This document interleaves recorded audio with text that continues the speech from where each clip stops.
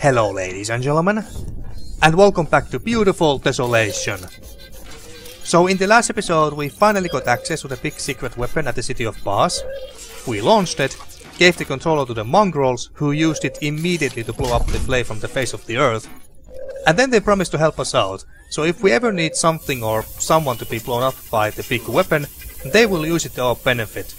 And that's exactly what we're gonna do in this episode. We're gonna return back to Babel and blow some guard towers, I believe, so we can actually land on the Babel itself. I think it was a temple actually. So we are gonna land on the Temple of Babel. But before that, now that we finally got the slingshot. Don't interrupt me, Pooch, please. So anyway, now that we got the slingshot, let's first go back to the Array side in Vesta, I think it was, so we can actually install this to the machine with all the other parts. So without further ado, let's do exactly that and continue with the rest of the game.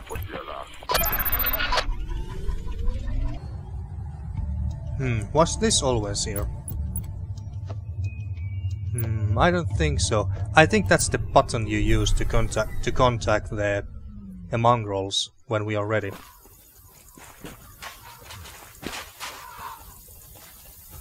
Okay, finally. A shame, man. Place it there.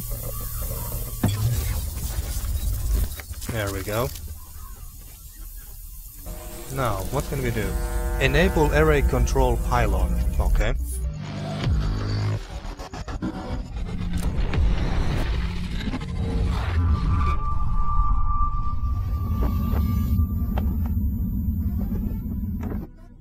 We have to get there now. Well, some smoke is coming out of that thing. Not sure if it's a good sign or not. Anything else that we can do? Array is active. Activation has been passed to Control Pylon. Okay, so I guess we are now supposed to go to the Agnates base. Mission accomplished. Indeed. We did it. We actually did it. Indeed, we did it. We did it, Pooch. I never thought we would make it. But yeah, we did it. We did do it, Pooch. All of us. All of us. Yes. We are a squad. A team. Hell yeah. We're more than a team, Pooch. We're a pack. When I saw you and your brother on the Penrose, you were just intruders. I was afraid to come out of the dark. Afraid to confront you. But now you are my home. When I'm with you, I'm not afraid. Aww. I love you, Mark. Aww. And you, Don. Oh, my stop pack. it, Pooch. Please stop it. My heart is melting. We are a pack. Okay, so now to the Agnates outpost. Let's see if they are still willing to let us in. Or if not, we can still control one of the Agnates. They're still blocking our way though. I swore I would never set foot on another base. Okay, so I guess we have to use this again.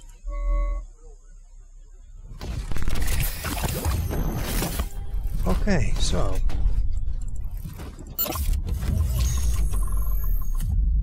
now what?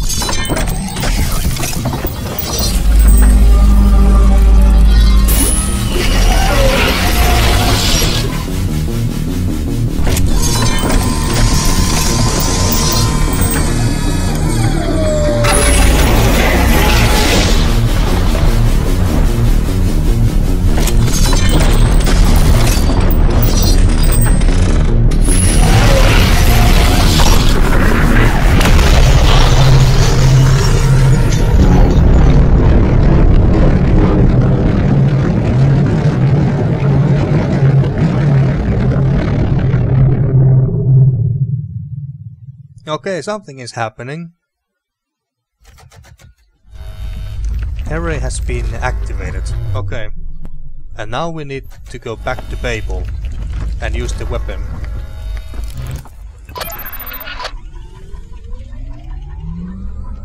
Okay, let's go, boys and girls.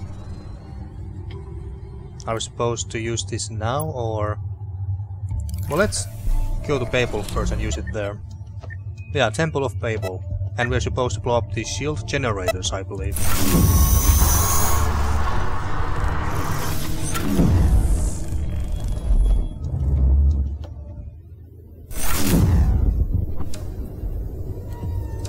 it's changed. I'm on the SWAT. We're locked and loaded here. Nice. Burn this bitch down. Go, go, go.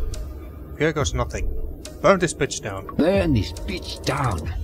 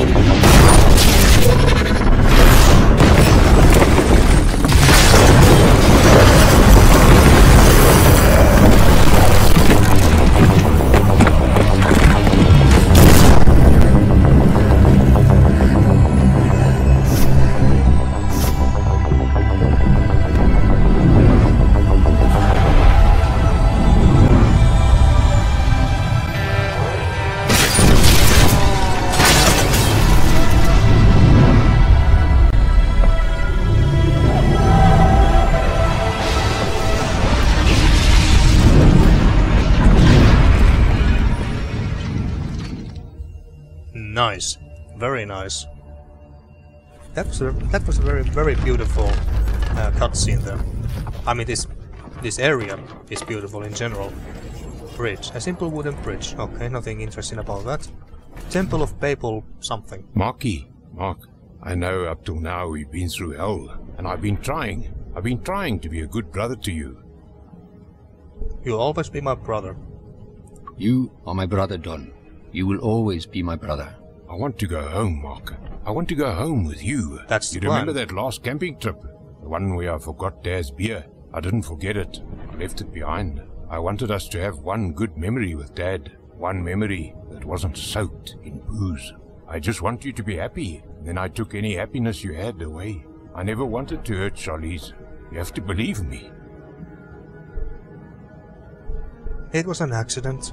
It was an accident, Don. I know I can never undo what happened. But I want to be better. I love you, Mark. Aww. We love you too. Don, I love you too. So many emotions in this episode. Brothers in arms. Temple of Babel Sanctum. Ivy-covered walls. A rich tapestry of green creepers overhangs the entrance to the inner temple.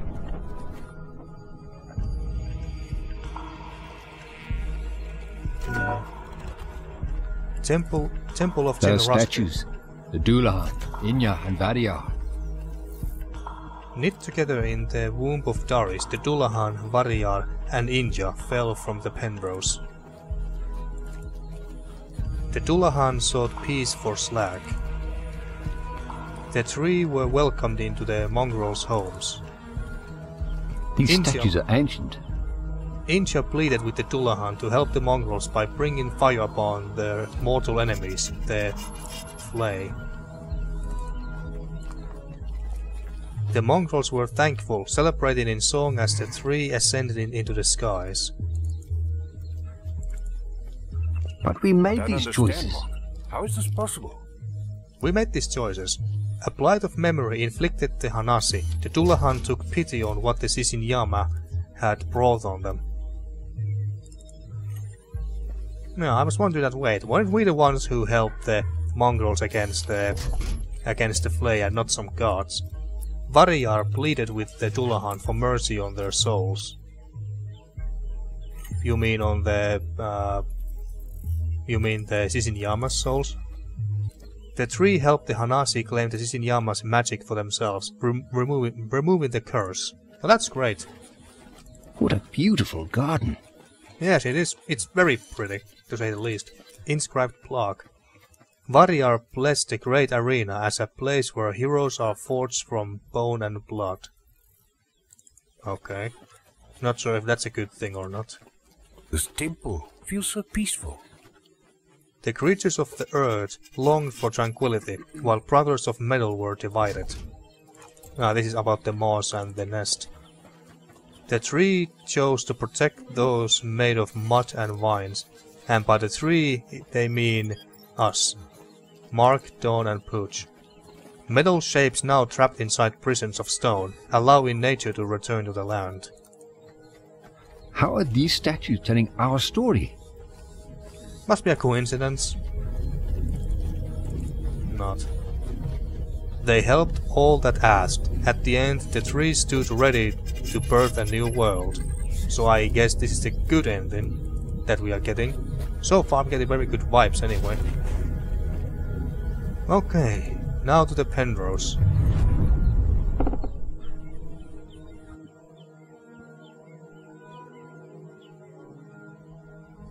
Maybe we are going to end this Let's Play in this video, folks. And I was thinking that there was going to be at least 2 more episodes, but I guess we just have to be happy with 1 more.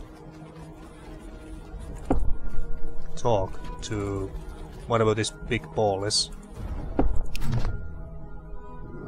Welcome, my friend. Our time apart has been challenging.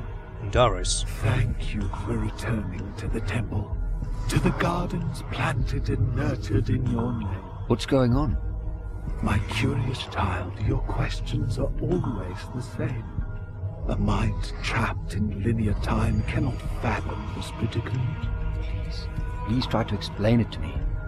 My child, you are not Mark Leslie.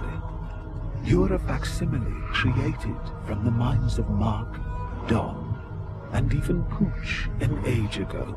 What? The helix of infinity binds us all together. A trinity. Even now, the innocence of Pooch is being pulled into our minds. She is here with us. Can't you feel her love? I think I can feel her. I can feel her warmth. You 3 were needed to fulfill the prophecies of this world, to harvest the crops that I have been planting for generations. So I was just fulfilling prophecy. Well, of course. Yes. And no. Those that guided your choices helped you. They helped you to be good, to be wise. And even in those choices, you and Don were kept together. You made it here together, stronger than you could ever be if you were apart. But no, we are at the end of our journey, waiting to be pulled through time itself.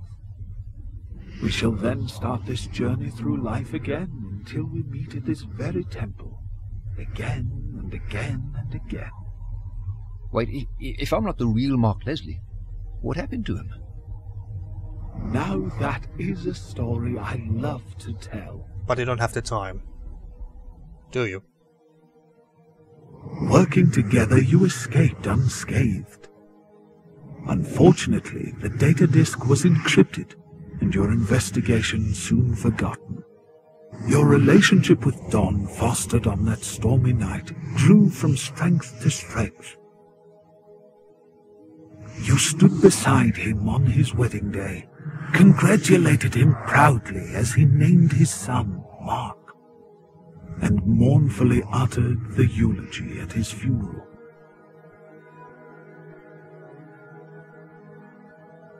Pooch worked on the Penrose until she was no longer needed. She lived out her life as an Agnate farmhand at a place that would become known as the Kettle. Opening yourself up to the light in the world, you welcomed a lovely woman into your heart, and you were happy. You died with her at your bedside. I can hear your heart thumping. Relax, Mark. Let my words wash over you as we are reborn. Next time will be different.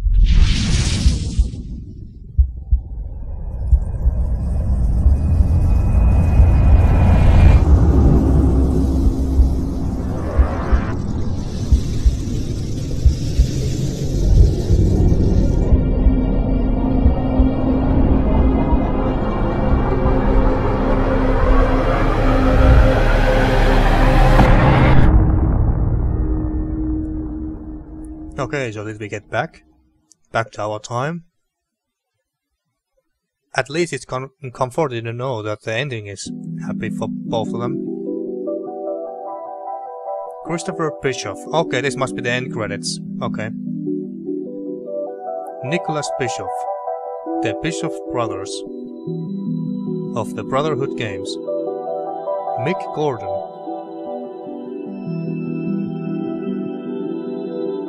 Julian Casey must be the voice actor of Mark Leslie.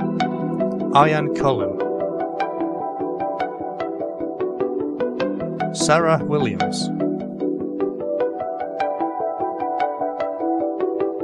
Julia Bischoff must be the wife of one of the brothers. Mark Bischoff. They even had a relative named Mark.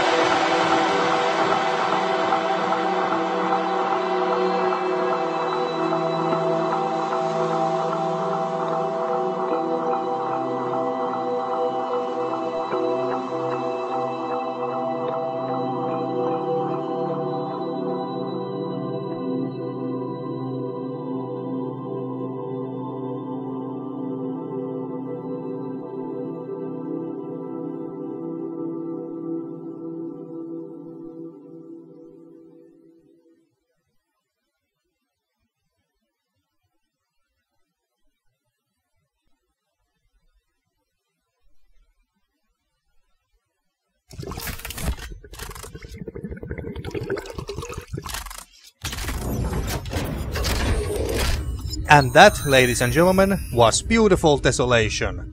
It's a very beautiful game.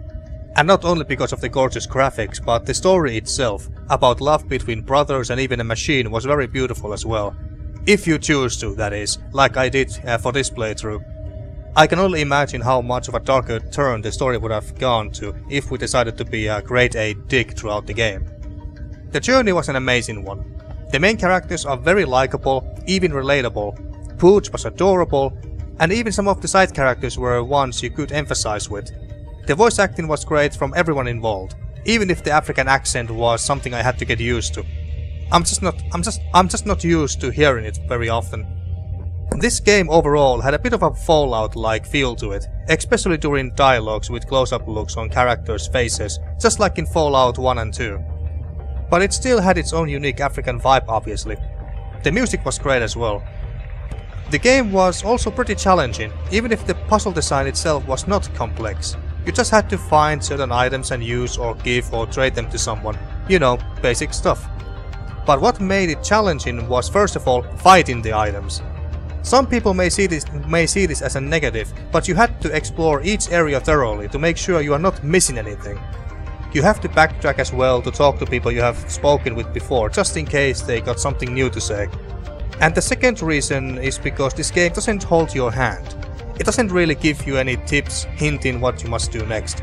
They just tell you to go somewhere or get this item, may give some directions, but other than that, you are on your own to get to your destination. That's the feeling I got while playing this anyway.